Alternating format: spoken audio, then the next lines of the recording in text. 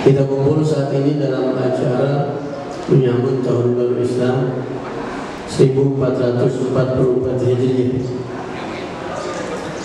Kita tahu bahwasanya di kehidupan kita ini ada banyak tanggalan ya. Ada tanggalan Hijriah 1444. Ada juga tanggalan Masehi 2022. Ada juga Imlek mungkin 2500 sekian. Mungkin ada juga tanggalan-tanggalan yang lain yang kita belum tahu atau di luar sana kita nggak ngeh. Kalau saya tanya sama antum semua, kira-kira kalender yang paling tua kalender siapa? Kalender Islam atau Imlek kira-kira? Tapi kenapa Islam kok 1400, Masehi 2000? Di sini mungkin kita perlu bahas supaya kita tahu bahwasanya sejak kapan hari itu ada, bulan itu ada, dan sejak kapan tanggalan itu ada. Allah Subhanahu wa taala berfirman di dalam Al-Qur'an, "Inna 'iddatash shuhuri 'indallahi 12 syahran fi kitabillah, yawma khalaqas samawati wal arda minha arba'atun hurum." Sesungguhnya jumlah bulan di sisi Allah ada 12. 12 bulan ini sejak kapan ada? Yauma khalaqas samawati wal ard. Sejak hari Allah ciptakan langit dan bumi. Sejak langit dan bumi Allah ciptakan, jumlah bulan sudah ada 12. Dari 12 itu kata Allah, minha arba'atun hurum. Ada 4 bulan yang suci, yang mulia. Salah satunya Muharram ini. Kita nggak bahas ini. Yang jelas ayat ini menjelaskan bahwa tanggalan ini, Muharram, Safar, bulan-bulan yang kita sekarang berada di dalam ini sudah ada sejak Allah ciptakan langit dan bumi. Nabi Adam alaihissalam diciptakan oleh Allah hari apa? Jumat. Sudah ada hari itu. Nabi Adam turun dari surga juga pada hari Jumat. Bertemu Allah, terima taubatnya juga pada hari Jumat. Berarti Jumat, Sabat, Ahad, Itsnin, Tsulatsa itu sudah ada sejak masa Nabi Adam. 1 pekan 7 hari dan 1 bulan 29 atau 30 hari dan 1 tahun 12 hari itu sudah ada sejak zaman Nabi Adam. Nabi Adam umur berapa tahun? Hampir 2000-an tahun. Berarti udah ada tuh.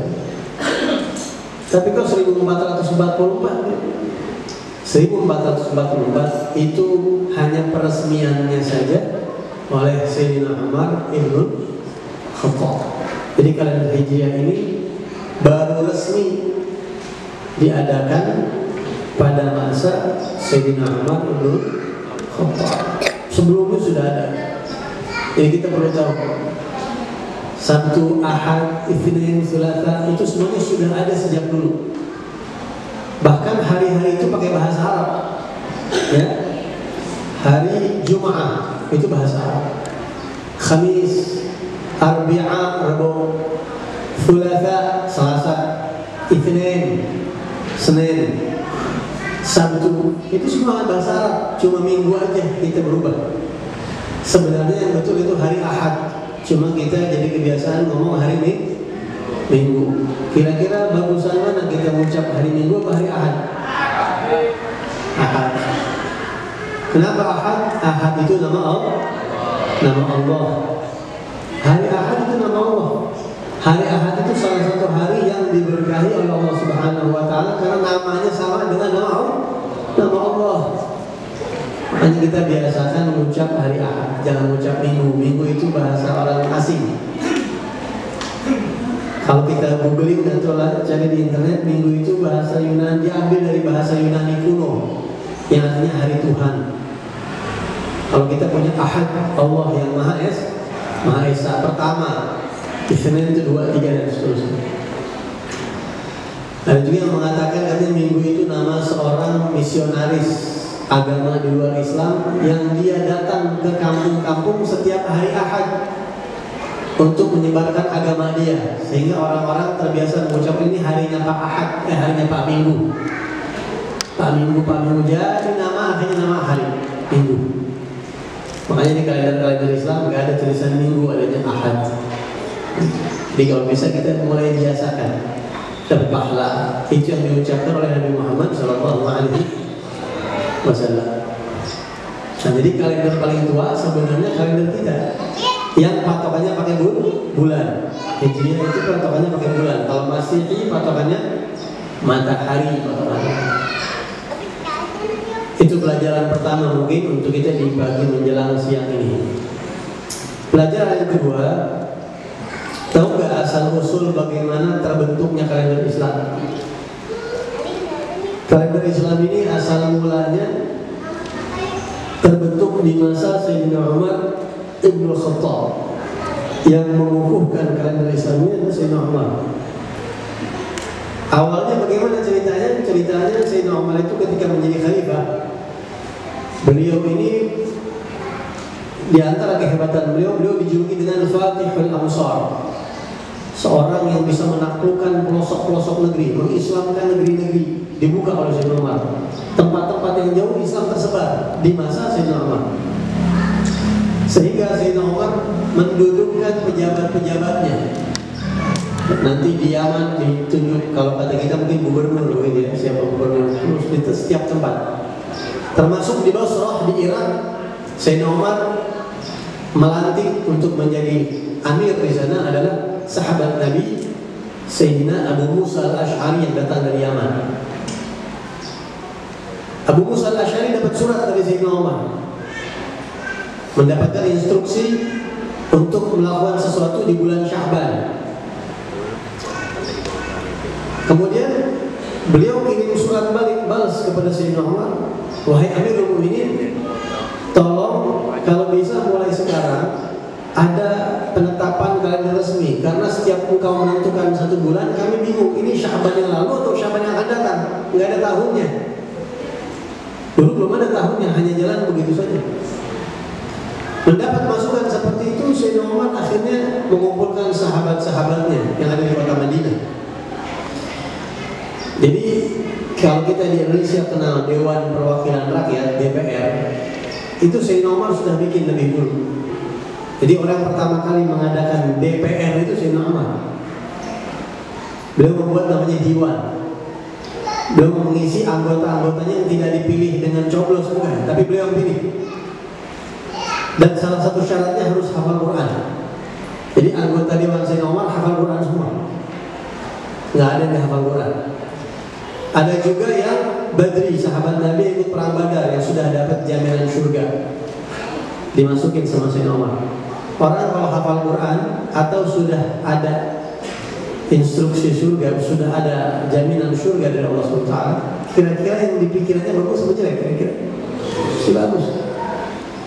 Di situ Sayyidina Umar kemudian bermusyawarah dengan para sahabat, bagaimana kita sekarang akan membuat kalender resmi umat Islam. Hari sudah ada, bulan sudah ada, tinggal penentuan tahun pertama kita mulai kapan.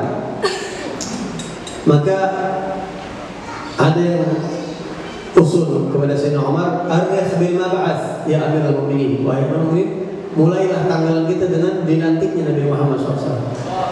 Nabi Muhammad dilantik menjadi Rasul, itu tahun pertama. Kemudian ada lagi yang usul lahirnya Rasulullah, ada yang usul Isra Mi'rajnya Rasulullah,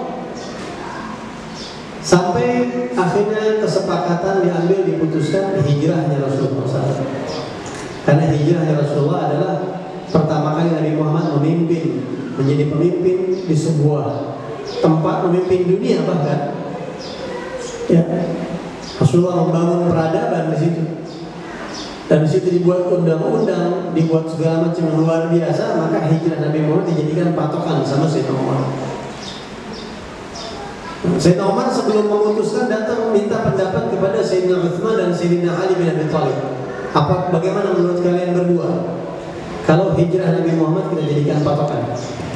Maka mereka mengatakan setuju. Karena Sayyidina Umar dan Sayyidina Ali setuju, maka Sayyidina Umar pun ketok palu. Resmi kita jadikan kalender Islam mulai dari tahun pertama hijrahnya Rasulullah dari kota Makkah ke kota Madinah. Bulan apa hijrahnya Nabi Muhammad? Bulan apa Rasulullah hijrah? Bulan Rabiul Awal. Tetapi hijrahnya aja tahun-tahunnya. Tapi kalau bulan pertama Sayyidina Umar punya inisiatif bulan Muharram. Kenapa bulan Muharram? Karena orang baru pada pulang haji, baru selesai finish semua ibadah besar. Muharram itu seperti mulai dari baru lagi. Sehingga Sayyidina Umar mengukuhkan pada tahun 17 Hijriah. Kurang lebih 6 tahun setelah wafatnya Nabi Muhammad SAW, Sayyidina Umar meresmikan kalender ini menjadi kalender resmi umat Islam. Itu sejarah pertama kali dikukuhkannya kalender Hijriah. Itu hikmah yang kedua. Biar pulang dari sini kita bawa ilmu, bawa oleh-oleh, bawa wawasan. Yang ketiga, dan ini yang terakhir, tapi ini panjang. Saya mau kutip sedikit cerita dari hijrahnya Rasulullah SAW. Antum perlu tahu bahwa hijrah Nabi Muhammad ini Rasulullah ini anak muda. Perubahan iklim Islam dari fase Mekah ke fase Madinah. Didirikannya negara pada saat itu, anggaplah negara begitu ya, walaupun bukan negara. Tapi Islam ini lebih daripada negara. Itu yang ambil peran besar-besaran adalah umat Islam, anak-anak muda. Sayyidina Ali bin Abi Thalib yang siap mengorbankan nyawanya untuk Nabi Muhammad di rumah Rasulullah. Yang kedua, Abdullah bin Abi Bakar As-Siddiq yang menjadi badan intelijennya Rasulullah SAW. Ceritanya panjang Pak, saya ini. Kemudian Sayyidatuna Asma binti Abi Bakar As-Siddiq, pemudi. Ini muda-mudi semua, umurnya belasan atau 20 tahunan. Ya. Kalau Sayyidina Ali pada saat itu umur 23 tahun kurang lebih. Kemudian Sayyidina Abdullah dan Sayyidina Asma masih hamil pertama, masih muda banget. Hamil pertama, tapi beliau bawain makanan bagian logistik. Ketika Nabi nginep 3 hari di Gua Thawr, Sayyidina Asma yang bolak-balik siapin makanan. Ada lagi Amir bin Fuhairah, bekas budaknya Sayyidina Abu Bakar As-Siddiq, yang ceritanya panjang. Yang jelas ini semuanya anak-anak muda. Kebangkitan anak-anak muda itu pada saat hijrahnya Nabi Muhammad SAW berubah iklim umat Islam. Tapi ada satu kisah yang saya mau jadikan ini penutup dan kita ambil hikmah. Ketika Nabi Muhammad SAW sampai di kota Madinah pada hari Senin 12 Rabiul Awal, sama dengan lahir Senin 12 Rabiul Awal sampai di kota Madinah. Rasulullah SAW disambut oleh para sahabat dengan dufuf, dengan kalau kita sekarang punya hadroh, orang dulu punya rebana, ya. Tapi nggak ada kincingannya. Kalau dufuf zaman dulu tuh nggak ada kincingannya. Disambut ya. Wanita-wanita, anak-anak, yang ibu-ibu, yang muda, yang mudi, laki, perempuan, tua, muda, semuanya keluar menyambut kedatangan Rasulullah karena sahabat sudah di Madinah semua. Rasulullah datang bersama Sayyidina Abu Bakar, bersama Sayyidina Ali, dan beberapa dan rombongan beliau datang nggak banyak rombongan. Disambut dengan tala'al badru alaina min thaniyatil wada' wajib syukru alaina ma da'a lillahi illa hada. Sambut Rasulullah dengan unta beliau. Sampai di kota Madinah, Rasulullah belum punya rumah, belum punya tanah, nggak punya apa-apa. Sedangkan Nabi pasti perlu dipikirkan ini istirahatnya kapan, di mana, di rumah siapa istirahat Rasulullah SAW. Sahabat sudah punya pikiran soal itu. Maka mereka mengatakan, ya Rasulullah, rumah kami. Antum perlu tahu di Madinah pada saat itu belum ada RT RW, nggak ada RT RW. Kita doang Indonesia ada RT RW. Dulu mereka berdasarkan suku. Ini satu RT itu satu suku, ada kepala sukunya. Ini suku fulan, kampungnya itu satu zona begitu, satu klaster. Ada kepala sukunya setiap klaster itu, adalah klaster. Mereka semuanya datang ke Rasulullah, mengambil ontak Nabi dan mereka katakan, ya Rasulullah, biar di rumah kami. Engkau istirahat di rumah kami sampai punya rumah. Jadi Nabi sampai di kota Madinah itu bangun masjid dulu. Setelah masjid rampung selesai, baru Nabi bikin rumah. Rumahnya di samping masjid. Kalau ini Masjid Nabawi, posisi rumah Nabi sebelah kiri kiblat. Ya, rumahnya nempel di masjid itu, rumah Rasul dan istri-istri. Jadi Nabi 9 bulan nggak punya rumah selama di Madinah, kurang lebih 9 bulan. Nabi mau di rumah siapa transit sementara.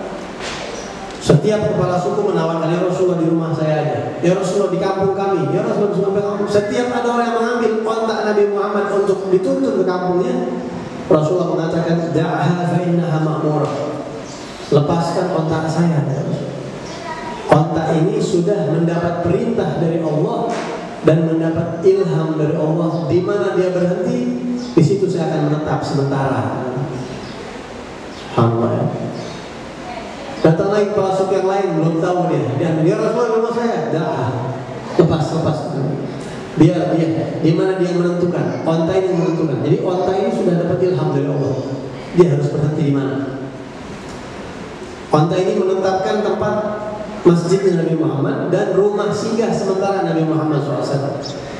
Di mana rumah singgah Rasulullah? Tiba-tiba onta itu duduk, kalau orang Betawi bilang deprok ya. Maksudnya mungkin nggak tahu saya bahasa Indonesia-nya deprok itu apa sih? Apa bahasa saya deprok? Duduk ya. Duduk sama deprok beda apa sama nih? Bentar cari tahu. Duduk di rumah seorang sahabat yang bernama Khalid bin Zaid, atau lebih dikenal dengan kunyah Abu Ayyub Al-Ansari. Kata Rasulullah, saya akan singgah di sini sampai saya punya rumah. Abu Ayyub Al-Ansari ini adalah seorang sahabat dari suku Bani Adi bin Najjar. Subhanallah, apa kira-kira rahasianya? Ada apa rumah ini? Ada apa kok sampai Allah pilih, Allah saya pilih rumah itu yang menjadi rumah singgahnya Nabi Muhammad? Enggak ada kebetulan buat Allah. Kalau buat kita kebetulan banyak, sering. Kalau buat Allah nggak ada kebetulan, semua sudah disetting rapi sama Allah SWT. Apa rahasia dan hikmah dibalik dipilihnya rumah Abu Ayyub Al-Ansari oleh Allah Subhanahu Wa Taala lewat unta itu? Antum tahu Nabi kita Muhammad SAW, Muhammad bin Abdullah bin nenek Nabi Muhammad, sukunya itu suku Bani Adi bin Najjar, tempat Abu Ayyub Al-Ansari itu kampung neneknya Nabi Muhammad SAW. Itu masih biasa. Oh, ternyata rahasianya itu bukan itu aja, itu masih biasa, itu belum wow, itu belum wow. Yang lebih dahsyat dari itu, 1000 tahun sebelum dilantiknya Nabi Muhammad. 1000 tahun, ulama sejarah menghitung persis 1000 tahun. Sebelum dilantik Nabi Muhammad, 1000 tahun ke belakang ada satu peristiwa. Peristiwa apa? Ada satu orang raja dari disebutnya Raja Tuba, itu disebut di Al-Quran. Raja Tuba itu disebut di Al-Quran. Tuba ini istilah raja untuk kampung tertentu. Ada Fir'aun, Fir'aun itu ada Fir'aun 1, Fir'aun 2, Fir'aun 3. Kalau sekarang sebutnya presiden. Presiden 1, presiden 2, presiden 3. Namanya lain lagi. Presiden Tuba, Raja Tuba ini namanya As'ad Al-Himyari. Raja Tuba ini As'ad namanya.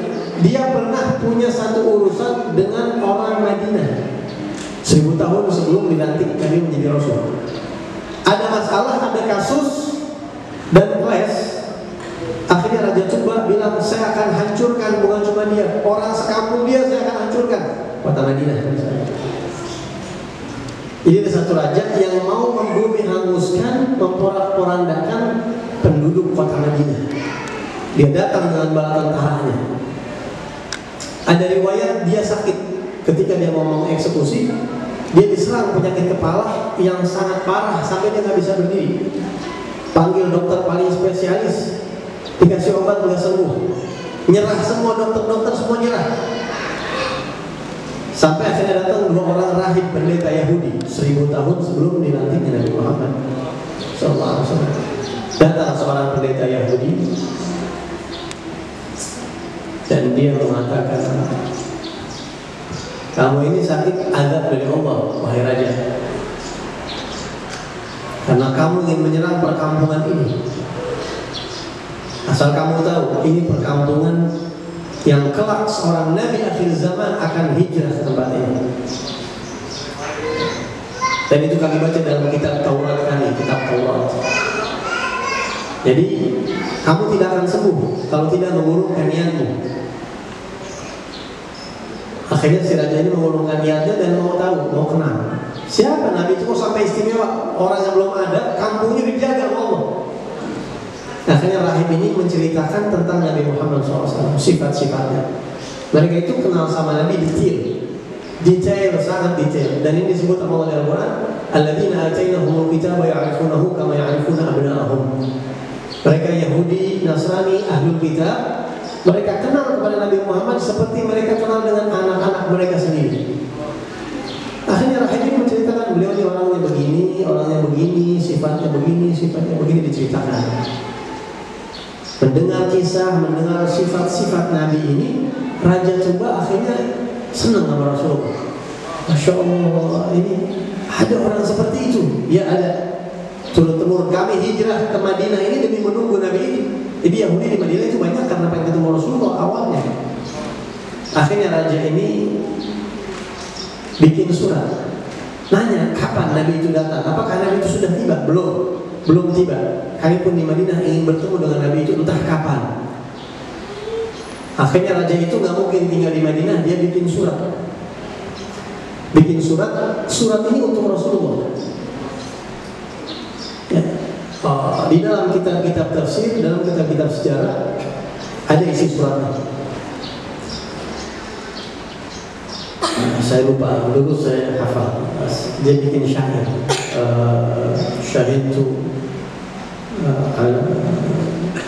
saya lupa depannya itu. Saya bersaksi, kurang lebih isi suratnya begini. Saya bersaksi bahwasanya Ahmad, karena Nabi Muhammad itu terkenal namanya Ahmad, adalah utusan Allah pencipta manusia. Falau mudda umri ila umrihi lakuntu lahu waziran wa ibn ammi. Andai kata saya diberi panjang umur oleh Allah dan saya bisa mendapati berjumpa dengan beliau, saya siap menjadi pendamping beliau dan menjalin kekeluargaan bersama beliau. Saking cintanya sama Rasulullah. Wajahadtu bis-sayfi a'da'ahu wa farrajtu 'an sadrihi kull hammi. Andai kata saya bisa berjumpa, mengalami kehidupan beliau, saya akan siap berjuang untuk melawan musuh-musuhnya, dan saya ingin selalu menghibur beliau supaya beliau hilang kesumpahan-kesumpahan dari hati beliau. Dibikin surat ini karena takut tidak bertemu sama Rasulullah, dibikin. Dicari di sini kepala suku siapa? Ditunjuk satu orang, tolong nanti sampaikan surat ini untuk Ahmad Rasulullah. Insya Allah kami akan jaga wahai raja. Dia tidak jadi menyerang kamu itu. Kakek tua ini memegang surat amanat, ditaruh disimpan, diletakkan, dan bahkan raja ini membangunkan sebuah rumah, bikin suatu rumah yang besar, bilang nanti kalau beliau datang suruh beliau tinggal di tempat ini, huni tempat ini. Akhirnya si kakek ini, kepala suku Madinah ini, berasa akan meninggal dunia dan Nabi belum datang. Dia panggil anak laki-laki di sini. Ini ada titipan amanat surat dari Raja Tuba. Saya tidak tahu apakah kamu akan mendapati Nabi itu atau tidak. Tapi kalau kamu dapati, sampaikan surat ini kepada dia. Anaknya tua, mau meninggal juga bilang sama lagi, saya ini dari bapak. Begitu Pak, setahun, 2 tahun, 100 tahun, 200 tahun, 300 tahun, 400 tahun. Sampai surat itu jatuh ke tangan sahabat Nabi yang bernama Abu Ayyub Al-Ansari tadi, yang rumahnya disinggahi oleh Rasulullah SAW. Jadi kenapa Nabi Muhammad SAW singgah di rumah itu? Karena rumah itu dibangun oleh Raja Tuba yang umurnya ratusan tahun itu, untuk menghormati Rasulullah karena cinta dia kepada Rasulullah. Dan di dalam rumah itu ada surat amanat yang disampaikan untuk Nabi Muhammad SAW, kecintaannya Raja Tuba kepada Rasul SAW. Maka Nabi tinggal di situ. Dan ceritanya pun masih panjang tuh. Rumahnya dua lantai. Abu Ayyub bilang, ya Rasulullah, engkau di atas, saya dan keluarga di bawah. Enggak, kamu di atas, saya di bawah. Tapi saya nggak mau cerita panjang ceritanya, udah siang. Apa hikmah dari kisah ini? Ratusan tahun cinta untuk Nabi Muhammad itu diperhatiin dan dipelihara oleh Allah. Orang yang cinta sama Rasulullah, padahal dia orang luar, bukan umatnya, padahal Nabi Muhammadnya belum datang, tapi Allah tidak sia-siakan kecintaan itu dijaga oleh Allah Subhanahu wa Ta'ala. Bagaimana kalau umatnya yang punya rasa cinta sama Nabi dan dia mau berjuang, punya sumbangsih, punya saham, ya, punya andil dalam dakwahnya Nabi Muhammad SAW, nggak akan dilupakan oleh Allah dan Rasulullah. Tinggal terserah kita mau ambil andil gak di jalannya Nabi Muhammad SAW. Sudah banyak contoh orang-orang yang pernah cinta sama Nabi Muhammad, Allah perhatikan dia.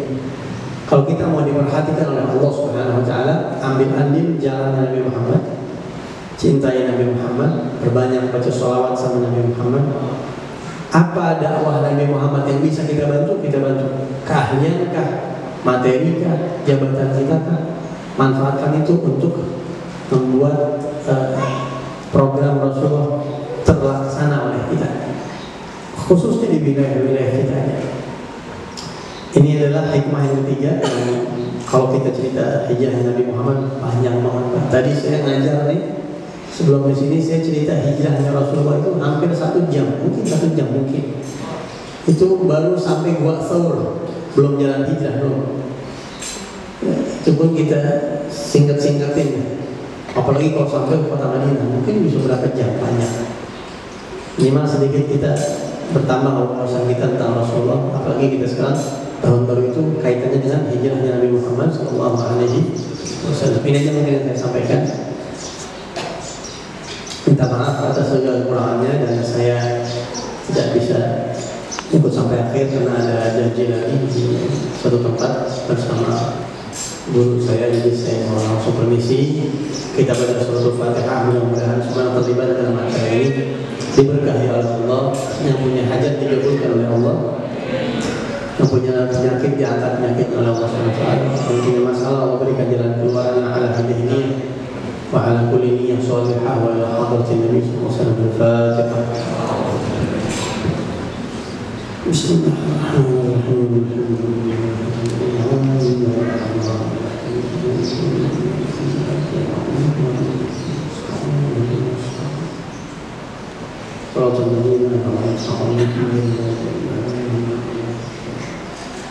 Ini yang bisa saya sampaikan, kurang lebihnya saya mohon maaf.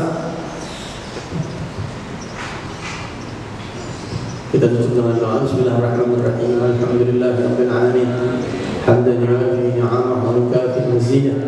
Rabbana lakal hamdu kama yanbaghi li jalali wajhika wa 'azimi sultanik. Allahumma ya man waffaqa ahlal khair lil khair wa a'anahum 'alayh. وفقنا اللهم للخير وأعنا عليه. ربنا لا تزغ قلوبنا بعد إذ هديتنا وهب لنا من لدنك رحمة إنك أنت الوهاب.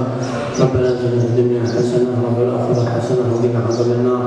وصلى الله على سيدنا محمد النبي الأمي وعلى آله وصحبه وسلم والحمد لله رب العالمين. السلام عليكم ورحمة الله وبركاته.